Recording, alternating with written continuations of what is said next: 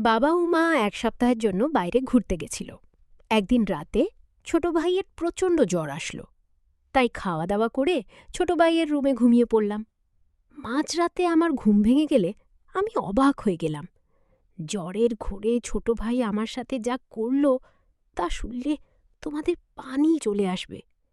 তাই তোমাদের দুটি পায়ে ধরে বলি, অন্তত আজকের গল্পটি শুরু শেষে পর্যন্ত শোনো। আমার নাম রুদ্রিকা। আমি কলেজে পড়ি। আমি একটু দুরন্ত ছুটন্ত স্বভাবের ছেলেদের মতন হই হুল্লোড়, বন্ধুবান্ধবীদের সাথে আড্ডা দেওয়া, ঘুরে বেড়ানো এসব করতে ভালোবাসি। আর বেশিরভাগ সময়ের সঙ্গী হয় আমার ভাই রুদ্র। আমাদের ফ্যামিলিতে আমরা ৪ জন: মা, বাবা, আমি আর ভাই। ভাই সামনে মাধ্যমিক পরীক্ষা দেবে। আমার আর ভাইদের সম্পর্কটা ভাই বোনের কম, বন্ধুত্বের অনেক বেশি।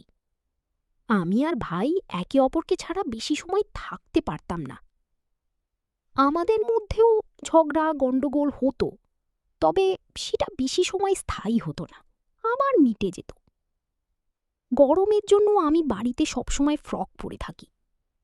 আমি খেয়াল করে দেখেছি রুদ্র কথা বলতে বলতে আঁট চোখে আমাকে দেখতে থাকে। রুদ্রের ঘুড়ি ওড়াতে খুব ভালোবাসে। কি একটা কারণে আমার সাথে গণ্ডগোল করে রুদ্র ঘুড়ি বানিয়ে ওড়াতে যাচ্ছে। আমিও সঙ্গে সঙ্গে ঘুড়িটা কেড়ে নিয়ে ভেঙে দিলাম। ভেঙে দিয়ে আমি ঘরের দিকে দৌড় মারলাম। রুদ্র আমার পিছন পিছন ঘরে ঢুকে টাল সামলাতে না পেরে আমার উপর পড়ে গেল। আমিও রুদ্রের ভরে রুদ্রের সাথে বিছানায় পড়ে গেলাম। রুদ্রের হাতটা গিয়ে পড়ল আমার সামনে। রুদ্র কি করবে বুঝতে না পেরে হালকা চাপ দিল। আমার মুখ দিয়ে কোনো কথা বেরোল না লজ্জায়। লজ্জায় লাল হয়ে শেষমেশ ভাইকে বললাম, এই শয়তান, কি হচ্ছে, উঠ! রুদ্র তাড়াতাড়ি উঠে এক দৌড়ে ঘর থেকে বেরিয়ে গেল। আমি চোখ বুজে বিছানায় পড়ে রইলাম। রুদ্রের সেই ঘটনা কিছুতেই ভুলতে পারছি না। এই ঘটনার পরই দুজনের মাঝে একটা পরিবর্তন আসে। কিছুতেই দুজন দুজনার সামনে একেবারেই সহজ হতে পারছিলাম না। এই ব্যাপারটা আমার মায়ের চোখ থেকেও এড়ায় না। একদিন মা আমাকে জিজ্ঞাসা করে, কি রে, তোদের মধ্যে কোনো ঝগড়া ঠগড়া হয়েছে নাকি? কই না তো, কিছুই হয়নি বলে চলে গেলাম। ২-১ দিন পর মামার বাড়িতে একটা বিয়েতে নেমন্ত্রণ থাকায় সেখানে মা আর বাবা চলে গেল। আমি আর ভাই বাড়ি রইলাম। বাবা মা গেছে বিকেলবেলায় সন্ধ্যার একটু আগে। রাত্রিবেলায় আমরা দুজনেই চুপচাপ খাওয়া দাওয়া সেরে শুতে যাব। তখন দেখি রুদ্রের চোখ মুখের অবস্থা কেমন পাল্টে যাচ্ছে। কপালে হাত দিয়ে দেখি ভীষণ জ্বর। রুদ্রকে বললাম, তোর তো জ্বরে গা পুড়ে যাচ্ছে।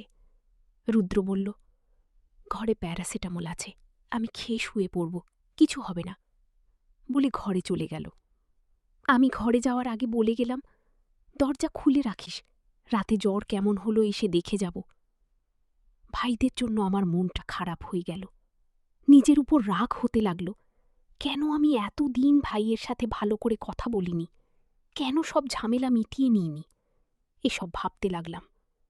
ভাবতে ভাবতে কখন ঘুমিয়ে গেছি বুঝতে পারিনি। একসময় ঘুম ভেঙে উঠে লাইট জ্বালিয়ে দেখি ১২টা বাজে। আমি ভাইয়ের ঘরে গিয়ে ভাইয়ের গায়ে হাত দিয়ে দেখি গা জ্বরে পুড়ে যাচ্ছে। ভাইয়ের এরকম অবস্থা দেখে ভীষণ ভয় পেয়ে গেলাম। কিছুটা সময় বুঝতে পারলাম না আমি কি করব। তারপর একটা বাটিতে জল এনে ভাইয়ের মাথায় জলপট্টি দিতে লাগলাম।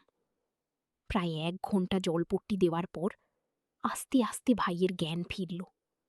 আস্তে আস্তে ভাই আমাকে জিজ্ঞেস করল, কি হয়েছে আমার দিদি? তুই প্রচণ্ড জোরে অজ্ঞান হয়ে গেছিলি। আমি এত সময় তোর মাথায় জলপট্টি দিচ্ছিলাম। এখন কেমন লাগছে ভাই? জ্বর কমেছে? আগের চেয়ে এখন ভালো লাগছে। এই কথা বলি রুদ্র কেমন অদ্ভুত এক দৃষ্টিতে আমার দিকে তাকিয়ে থাকল। কি দেখিস ভাই? মুখটা কেমন ফ্যাকাশে হয়ে গেল। রুদ্র বলল, তোকে দেখছি। আমি ভাইয়ের দিকে না তাকিয়ে একটু মুচকি হাসি দিলাম। কিছুক্ষণ দুজনেই চুপচাপ থাকার পর রুদ্র বলতে লাগল, দেখ দিদি, আমি জানি সেদিনকার ব্যাপারে তুই আমার উপর রেগে আছিস। ওটা একটা মিস্টেক ছিল। আমি চাই তুই আবার আমার সাথে আগের মতন হাসি ঠাট্টা কর। কথা বল, কি হলো দিদি, কিছু তো বল। আমি চোখ তুলে তাকিয়ে দেখি রুদ্রের চোখে জল। রুদ্রের চোখের জল দেখে আমার বুকের ভেতরটা মুচতে গেল। এই ভাই, তুই কাঁদছিস কেন?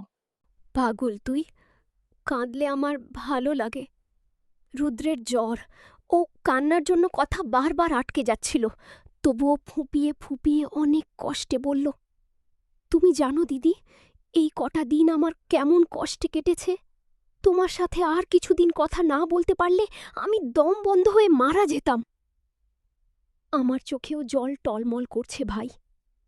এমন কথা আর কখনো মুখে আনবি না। তুমি ছাড়া আমি কিভাবে থাকবো বল? এই কথা বলতে বলতে আমার চোখ দিয়েও জল গড়িয়ে পড়তে লাগল।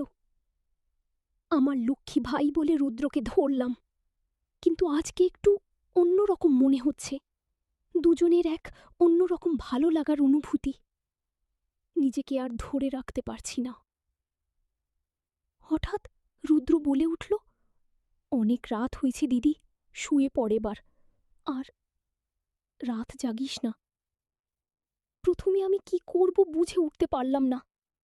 তারপর বললাম, ঠিক আছে, আমি তোর ঘরে তোর সাথে শুয়ে পড়ছি। রাতে যদি আবার কোনো অসুবিধা হয়। না দিদি, কোনো অসুবিধা হবে না। তুমি তোমার ঘরে যেয়ে শুয়ে পড়ো। আমি একটু রাগ করে বললাম, খুব বড় হয়ে গেছিস তাই না? রুদ্র এমন ষাঁড়ের মতন চেঁচে উঠল কেন? তোমার ছেলের তো কোনো কাজ নেই, সব সময় আমার সাথে ঝগড়া করে।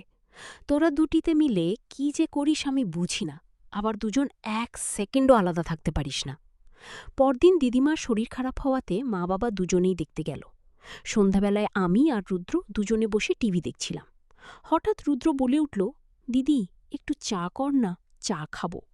আচ্ছা ঠিক আছে, টিভি দেখ, আমি চা করে আনছি।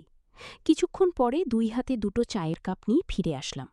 রুদ্র কাপ নিয়ে মুচকি হেসে আমার দিকে তাকিয়ে বলল, মিষ্টি হয়নি দিদি, চিনি এনে দিচ্ছি। লাগবে না দিদি, তোরটা দে।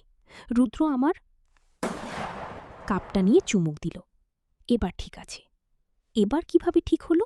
রুদ্র আমার দিকে দেখিয়ে বলল, মিষ্টি এখান থেকে এসেছে। ভাই, মেয়ে পটাতে তো খুব শিখেছিস। সামনে টিভি চলছে, কিন্তু টিভিতে দুজনের কারোরই মন নেই। আমি রুদ্রের হাত থেকে খালি কাপটা নিয়ে রান্নাঘরের দিকে যেতে লাগলাম, আর রুদ্র বসে আমার দেখতে লাগল। আমি দরজার কাছে এসে পিছনে তাকিয়ে দেখি আমার ভাই রুদ্র হাঁ করে তাকিয়ে আছে। আমি ভাইয়ের কান টেনে দিই, আর হেসে পারলাম না। আপনা আপনি মুখ থেকে বেরিয়ে গেল, ফাজিল কোথাকার। রান্নাঘর থেকে ফিরে এসে রুদ্রের পাশে বসে মুচকি হেসে ভাইয়ের দিকে তাকালাম। আমি রুদ্রকে একটা ধাক্কা দিয়ে বলি, এই দুষ্টু, কি দেখছিস এইভাবে? লজ্জা করে না নিজের বড় বোনকে এইভাবে দেখতে? লজ্জা কেন করবে? কিভাবে দেখছি? কিভাবে দেখছি বললে না তো দিদি? দেখে তো মনে হচ্ছে চোখ দিয়ে গিলে খাবি আমাকে। আমি মনে মনে বললাম, তুই কবে আমার মুখের দিকে দেখলি ভাই? সারাক্ষণ আমার সামনের দিকে নজর। কি এত ভাবছ দিদি? কিছু না, ভাবছি তুই একটা আস্ত ফাজিল। কোথায় ফাজলামি করলাম আমি? তুই কি ভাবিস আমি কিছু বুঝতে পারি না, তাই না? তুমি বুঝতে পারো দিদি? অবশ্যই পারি। রুদ্র এবার আমার সামনের দিকে তাকিয়ে বলল, বলো তো আমি এখন কি ভাবছি? আমি রুদ্রের একটা কান টেনে ধরে বলি, শয়তান, কান টেনে ছিঁড়ে দেব। দিদি লাগছে তো? লাগুক। পরের দিন সকাল থেকে আকাশটা থমথমে, যে কোনো সময় বৃষ্টি নামবে। রুদ্র টিউশনে গেছিল, এখনও বাড়ি আসেনি। অন্যদিন এত সময় বাড়িতে চলে আসি। আমার একটু টেনশন হচ্ছিল, বৃষ্টিতে ভিজে যায় যদি। আমি রুদ্রের কাছে ফোন করলাম, কিরে রুদ্র, কোথায় তুই? মেঘ করেছে, বৃষ্টি নামবে, তাড়াতাড়ি বাসায় আয়। তার থেকেও অনেক বেশি মেঘ করেছে দিদি আমার মনে। আমি একটু হেসে বললাম, আর কাব্য করতে হবে না, তাড়াতাড়ি বাসায় আয়। আসছি দিদি, তোমার আদেশ কি আমি অমান্য করতে পারি? সকাল 10টা নাগাদ আকাশ ভেঙে ঝুম ঝুম করে বৃষ্টি নামল। এর মধ্যে রুদ্র বাড়ি ফিরেছে। আমি ব্যালকানিতে দাঁড়িয়ে বৃষ্টি দেখছিলাম। আমার পেছনে এসে রুদ্র চুপচাপ দাঁড়িয়ে আছে। কিছুক্ষণ পর রুদ্র আমাকে বলল, চলো না দিদি, আজকে আমরা বৃষ্টিতে ভিজি।